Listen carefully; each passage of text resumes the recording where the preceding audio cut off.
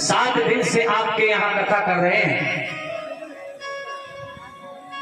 इतना प्रेम आपके यहां मिल गया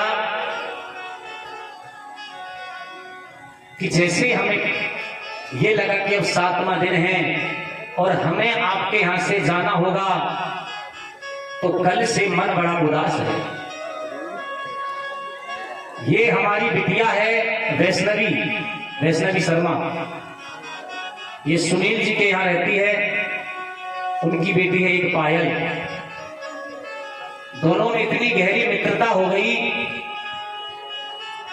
रोज उनके परिवार वाले कह रहे थे, उनकी बिटिया भी कह रही थी कि गुरुजी वैष्णवी को यहीं छोड़ करके चले जाना।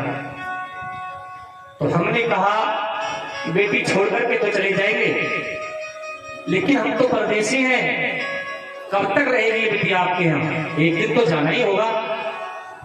अगर आप हमको भी रोक लो तो हम तो परदेसी हैं, एक न एक दिन तो जाना होगा हमें। और जितने ज्यादा दिन आप हमें यहाँ रोकोगे ना, और जब आपको हम छोड़ करके जाएंगे तो उतनी ही ज्यादा पीड़ा होगी बेटा। इसलिए हमसे ज्यादा ना कहो, हमें तो जाना ही है।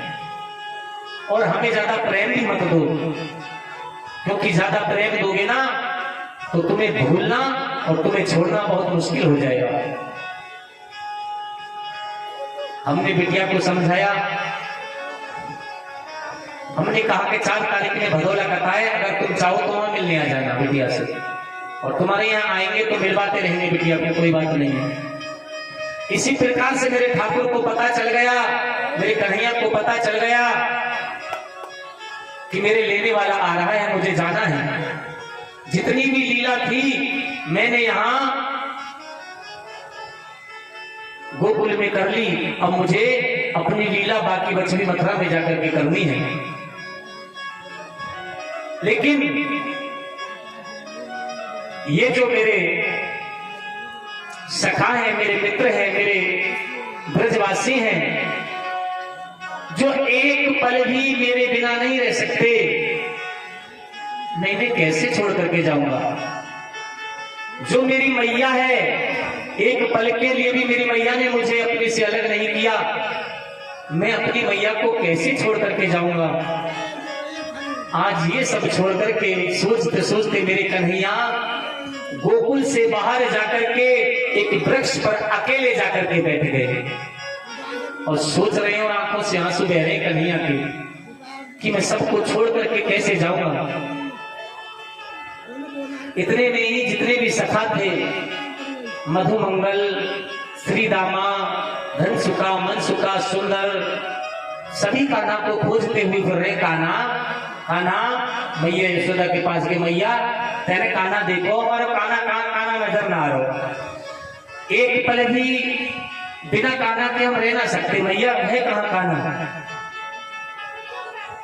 आज मैया ने कहा, मैया को कुछ नहीं पता था, ब्रजवासियों को कुछ नहीं पता था कि आज जो हमारा प्राण है, हमारा कन्हैया हमको छोड़ करके जाने वाला है। मैया ने कहा कि लाला हमें ना पता कहाँ है कान्हा, तुम जाकर के देख लो। आज घूमते घूमते यमुना के किनारे गए हैं सभी सखा, जाकर के देखा तो मेरा कन्हैया एक वृक्ष पर उदास बैठा हुआ है। आज सभी ब्रजवासियों ने देखा, बोले कान्हा आज हम ये क्या देख रहे हैं कि हमने जब भी तुझे देखा हंसते हुए देखा, खिलखिलाते हुए देखा, लेकिन आज वही हमारो सखा, हमारो कान्हा उदास बैठो है। का कारण है लाला? हमें बता दे लाला, क्या बात है? काऊ ने कुछ कह दी, मैया ने मार लगा दी, का बताना। कान्हा बोले भैया ऐसा कुछ ना। बोले ना, कुछ तो तू हमसे छुपा रहे हो, कोई ना कोई कारण है जिससे तू उदास बैठे हो लाला, हमें बता। कन्हैया बोले कुछ ना है, तुम मुझे अकेला बैठ जान दो बस। अब कन्हैया बताए तो कैसे बताए कि मैं तुम्हें छोड़ करके जाने वाला हूं। कुछ देर के बाद अक्रूर जी वहां रथ लेकर के आ जाते हैं। जैसे ही रथ लेकर के आए और कन्हैया से कहा कि कन्हैया मैं तुम्हें लेने के लिए आया हूं। तो सखा भी सब वहीं थे। सखाओं ने कहा, अक्रूर जी आप इन्हें कान्हा को कहां लेकर के जा रहे हो, कहां ले जाने की बात कर रहे हो, बताओ ना। अब अक्रूर जी की आंखों से आंसू निकल पड़े। बताएं तो कैसे बताएं। अक्रूर जी ने कहा कि सुनो, मैं अभागा हूं और अपने ही बेटे को कन्हैया को कंस के पास लेकर के जा रहा हूं। कंस ने मेले का आयोजन किया है और कंस ने कन्हैया को और बलराम को बुलवाया है। आज प्यारे भक्तों, जैसे ही सभी पुरवासियों को पता चला है, ब्रजवासियों को पता चला है, आज सभी रोने लगे। कान्हा के पैरों में गिर के, कान्हा अरे तू तो हमारो प्राण है और हम तेरा तन है, हम तेरे शरीर हैं। अगर शरीर से प्राण अलग हो जाए कान्हा तो फिर हम कैसे रह सकते हैं, तेरे बिना हम कैसे रहेंगे कान्हा। आज तक हमने ना अलग खायो ना पियो ना अलग अलग खेले, हम सब साथ रहे और आज तू हमें छोड़ करके जा रहा हो कान्हा, कैसे हम तेरे बिना रहेंगे। कान्हा ने सबको समझाया, भैया मेरी यहां लीला अभी तक की थी, अब आगे की लीला मुझे मथुरा में जाकर के करनी है। आज कन्हैया समझा रहे हैं सभी सखाओं को। उधर एक गोपिका को पता चल गई कि कन्हैया हमें छोड़ करके जा रहा है। दौड़ी दौड़ी मैया के पास आई। मैया कान्हा कहाँ है। मैया बोली, क्या बात हो गई कि कान्हा कहाँ है, इतना बता दे बस। बोली, वो सो रहा अंदर, भीतर सो रहा। गोपिका ने कहा, जाइए देखियो जाके कहां सो रहा भीतर। मैया ने जाकर के देखा तो कान्हा भीतर नहीं था। मैया बोली, बात का है, बात तो बता। कि मैया तो ना पतो, कान्हा को लिबुआ आ गो और कान्हा हमें छोड़ के जा रहा है। मैया बोली, ऐसा कैसे हो सके लाली, मेरा बेटा जो एक पल भी मुझसे अलग ना रहे हो, वो छोड़ के चलो जाए, ऐसा हो ही ना सके। इतने में ही कान्हा मैया के पास आ गए। मैया ने कहा, लाला देखिए क्या कह रही है सभी सखी, सब गोपिका क्या कह रही है। कान्हा ने कहा, मैया ये सच कह रही हैं, मुझे मथुरा जाना होगा। मैया कहने लगी, लाला मजाक तो कर, पर ऐसी मजाक मत कर कि तेरी मजाक को सुन के मेरे प्राण न निकल जाए। लाला ये तने सोच भी कैसे ली कि तेरी मैया जो जब सुबह उठती है ना, तो सुबह उठ करके सबसे पहले तेरा चेहरा देखती है, तेरे मुख को देखती है, और तू ही मुख को छोड़कर चलो जाए तो ये तेरी मैया रह पाएगी। आज कान्हा मैया से कह रहे, मैया मेरी जितनी लीला है यहाँ की मैंने पूरी करी, अब मैं मथुरा जा रहा हूं मैया। मैया कहने लगी, ना लाला मैं तो ना जाने दूंगा। कन्हैया ने मैया से जैसे ही हाथ छुटाया, आज मैया बेहोश होकर के जमीन पर गिर पड़ी। उधर नंद बाबा आ गए। नंद बाबा ने कहा, क्या बात है कान्हा, यशोदा को मूर्छा क्यों आई, क्या कारण है। सभी सखा बोले कि बाबा ये जो हमारा कन्हैया हमें छोड़ के जा रहा है, मैया को इसलिए मूर्छा आई है। मैया की मूर्छा जागी, बोली, कहां है मेरा कान्हा, चल कान्हा तेने माखन ना खाए तो माखन खवा दूं। अब कान्हा की भी आंखों से आंसू निकल रहे, मैया मैं तो कैसे समझाऊं कि मुझको जानो ही होएगो। अब मैया बोली कि सुन, जब तू ना मांग रहा है तो तू जा रहा ही तो बात सही है, लेकिन बेटा जब तू वो छोड़ के चलो जाएगा ना, तो वहां तो कौन माखन खिलाएगो, कौन मिश्री खिलाएगो, तेरा ध्यान कौन रखेगो लाला। कान्हा ने कहा मैया तुम चिंता मत करो, केवल वैष्णवी की कॉपी है, वैष्णवी की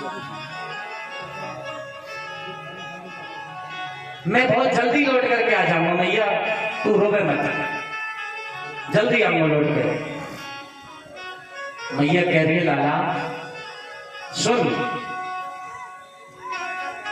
जब तू छोटा हो ना तो पंडित जी ने तेरे बारे में एक बात बताई लाला, और वो बात आज मुझे सच लग रही है।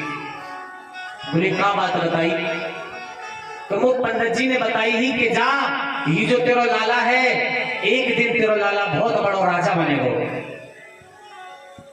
और वो बात मुझे आज सच लग रही है लाला कि तू बहुत बड़ा राजा बनने जा रहा हो।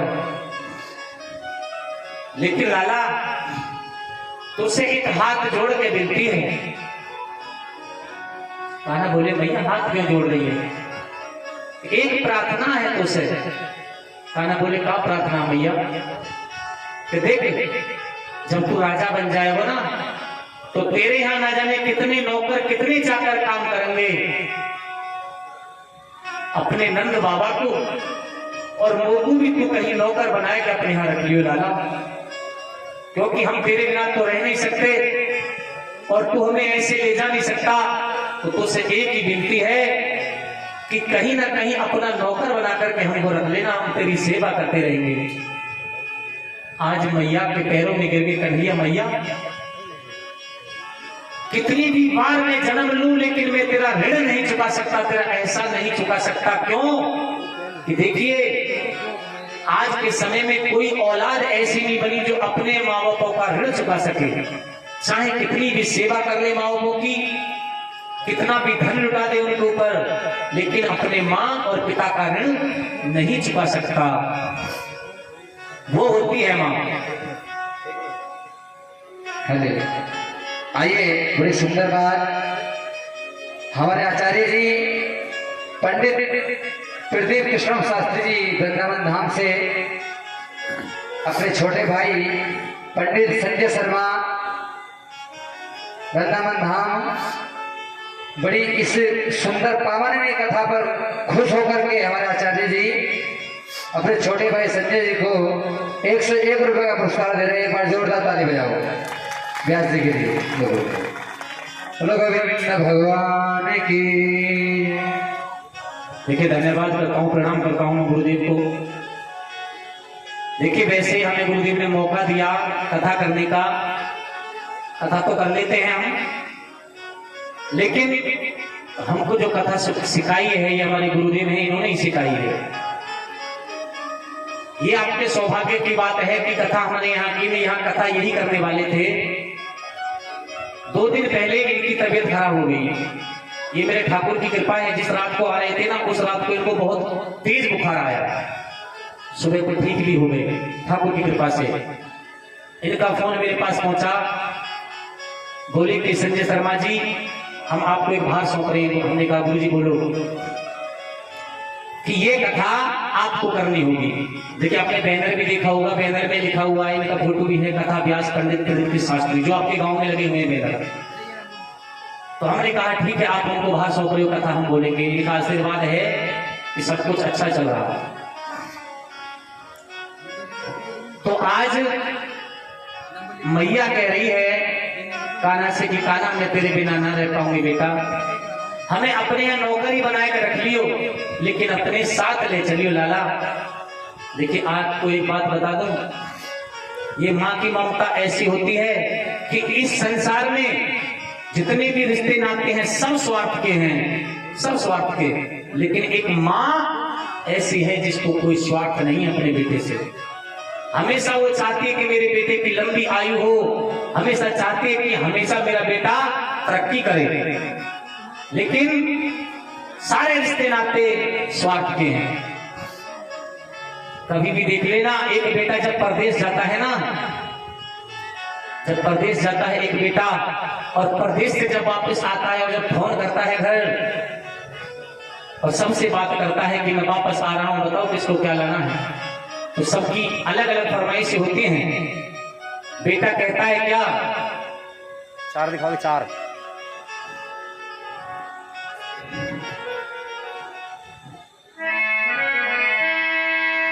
बेटा कहता है कि मेरे लिए गाड़ी लाना। जब कोई परदेश से बेटा आता है ना कमाकर, तो सबकी नई नई फरमाइश होती है। बेटा कहता है कि मेरे लिए गाड़ी लाना, और पत्नी कहती है कि बढ़िया सी साड़ी लाना। मगर माँ ये कहती है कुछ भी न लाए, और मेरा लाल वापस मेरे घर को आए। मेरा लाल वापस मेरे घर को आए। मेरा लाल वापस मेरे घर को आए। ये है माँ की ममता, ये है माँ की ममता, ये है माँ की ममता, ये है माँ की ममता, ये है माँ की ममता, ये है माँ की ममता, ये है माँ की ममता, ये है माँ की ममता, ये है माँ की ममता। ये माँ की ममता होती है। जब बेटा परदेश से आता, माँ कहती है बेटा तू कुछ मत ला, बस तू मेरे पास आ जा, मैं इतना ही चाहती हूँ। माँ की जो ममता होती है बड़ी निराली होती है। इसलिए कहते हैं क्या, तू कितनी अच्छी है, तू कितनी भोली है, प्यारी प्यारी है। ओ माँ,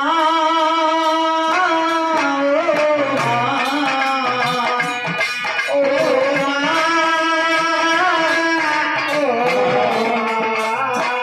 सभी अपनी माँ को याद करते हुए मेरी ताली बजाते हुए है, कितनी प्यारी है, प्यारी प्यारी है। ओ माँ,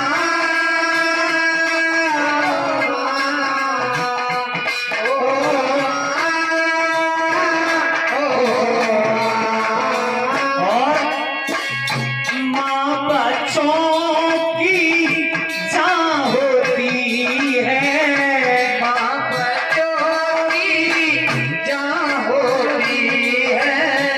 वो होते हैं किस्मत वाले जिनकी माँ होती है, वो होते हैं किस्मत वाले जिनकी माँ होती है। ये जो दुनिया है ये बन है कांटों का, ये जो दुनिया है ये बन है कांटों का, तू फुलवारी है। ओ माँ, ओ माँ, ओ माँ, और दुखने लगी है माँ तेरी अखियाँ, दुखने लगी है माँ तेरी अखियाँ, मेरे लिए जागी न सोई सारी सारी रतियाँ।